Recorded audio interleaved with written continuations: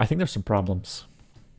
Explain gravitational redshift. Gravitational redshift is an optical illusion that occurs as an object falls into a black hole. The object falls faster than the frequency of light it emits. To any outside observer, it would appear as though the object has stopped just outside the black hole.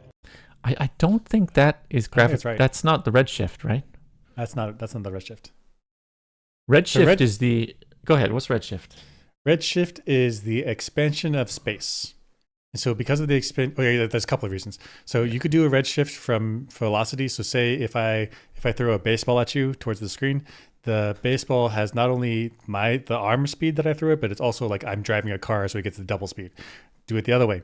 If I were to throw a baseball at you as hard as I could, but I was driving a car away from me, the total speed that the baseball gets is slower than my arm. So it's been redshifted. It's going away from you.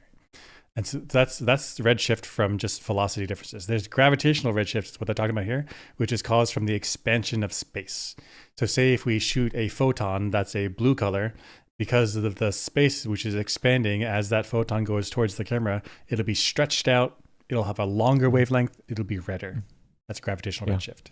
That's not what Spock says. Yeah, so as the wavelength is climbing out of the black hole, it gets stretched out. Mm-hmm. That's redshift. But what he's saying is this when an object falls into a black hole, for an far away outside observer, it looks like the object stops at the event horizon. But if you're on the object, you fall right through. He's saying that's redshift. I think it's a related concept, but I think that's just straight time dilation. Time dilation. Yeah. It's straight time general dilation. relativity equations. So it's the same thing as why satellites work. It's the gravitational field is deeper on the surface of the Earth than it is on the satellites, and so time moves slower down here. And so that's analogous to what he's saying. Whereas as you get closer to the event horizon, your times go slower. And so it makes you look like you're frozen in space. But that's not gravitational redshifting. That's just regular time dilation. Yep. Okay, so they didn't get gravitational redshifting wrong. They described some other effect. That's okay. Let's keep going. It's Spock. Spock, he went to the Vulcan Science Academy. He's like, I'm a science officer. I'm super smart, but he just said some wrong stuff. Yep. What? Look at that smirk on his face. Question. What do snakes, ducks, and possums all have in common? When hunted, they play dead.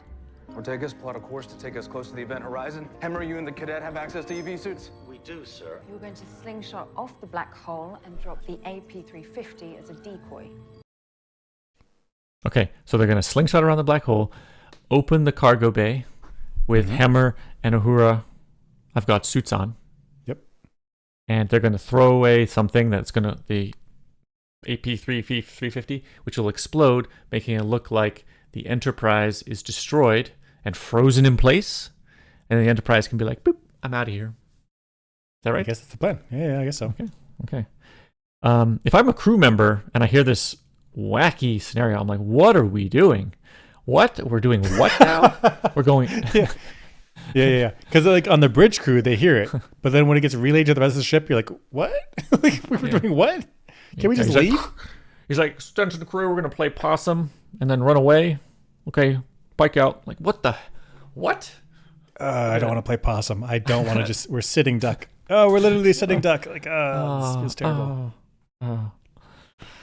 Wow. Okay.